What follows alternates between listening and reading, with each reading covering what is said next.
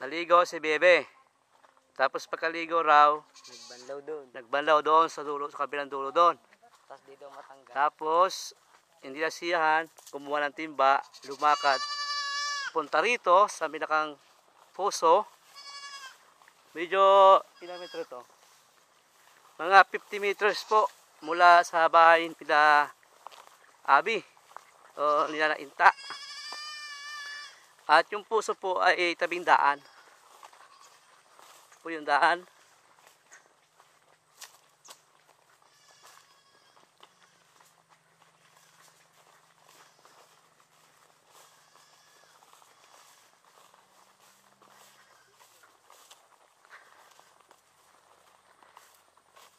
Ito po yung lugar ng puso. Pagkatapos po niya pumunta rito, dito po pumunta. Dito na po itinali sa dulo ng puso yung yung ground. Pero hindi alam ni Bebe na makakurente yun. Dito. Itinali po sa dulo na yan. At pagkatapos niyang umigib, hinawakan niya yung timba.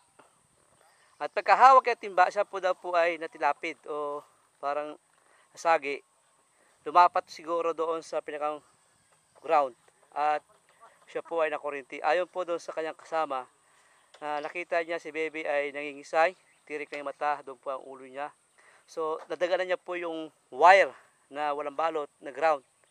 So nung tangkain daw po niyang tanggalin, ito po ay na-ground din.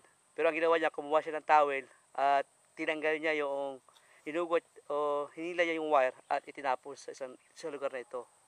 So, pero si Bebe po ay walang malay, tirik na ang mata at bumubula.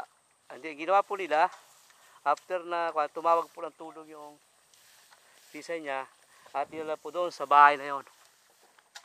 Binihisa nila, pero may pulso pa ho, may pulso po siya no, mga alas 2 ng hapon. So after mabisa, idinala po sa hospital, dinaan pa rito, pumunta ron sa emergency. At pagkatapos po nung sa emergency, doon po siya naragutan ng hininga. Yan po ang pangyayari kung paano namatay si Bebe.